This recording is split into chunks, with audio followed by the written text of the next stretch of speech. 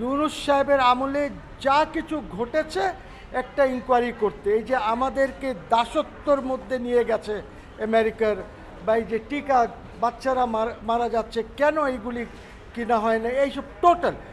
আমরা কিন্তু কোনো টিওআর বলি নাই যে এই এই এই এই জিনিস ইনকোয়ারি করবেন, প্রেয়ারে নাই। প্রেয়ারে শুধু আছে যে আপনি সরকার, আপনি একটা কমিশন অফ ইনকোয়ারি করেন এবং ইউনূস অ্যাডমিনিস্ট্রেশনের পুরাটা আপনি দেখেন যে উনি কী করেছেন না করেছেন। টার্মস অফ রেফারেন্স কমিশনের কি হবে এইটা সরকার ঠিক করবে। আমরা বলি নাই আমাদের পিটিশনে যে এই টার্মস অফ রেফারেন্স। তো আমি মনে করি অ্যাটর্নি জেনারেল সাহেব এসেছেন, উনি বলেছেন যে আমি একটু জেনে আসি, অর্থাৎ উনি ইনস্ট্রাকশনস নেবেন। Very good, fair enough. আমরাও চাই যে উনি ইনস্ট্রাকশনস নিয়ে আসুক, এবং যদি ওনারা সরকার মনে করে যে না কোনো ইনকোয়ারি আমরা করব না, আপনারা দেখবেন, জনগণ দেখবে, এটা আমার করার কিছু নাই।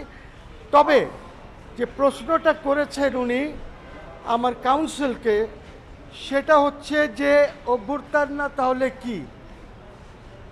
এই প্রশ্নের উত্তরে আমি বলছি যে যদি আর্মি উনাকে না সরাতো, উনাকে এখান থেকে না নিয়ে যেত, তাহলে বলতাম যে জনগণ সরিয়েছে। আর্মি তো রাস্তা খুলে দিয়েছে জনগণের জন্য, ব্যারিয়ার সরিয়ে দিয়েছে। আমি শেখ হাসিনা সরকারের পক্ষে বলছি না, আমি তো ওনার বিরুদ্ধে, আপনারা জানেন আমার অনেক ভিডিওস আছে, ফেসবুক পোস্ট আছে, সব কিছু আছে।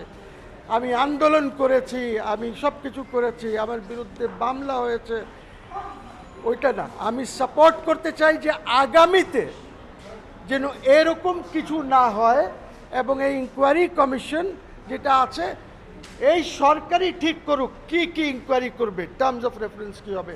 কাজে আমরা কিছু ইম্পোজ করছি না। থ্যাংক ইউ, ধন্যবাদ সবাইকে।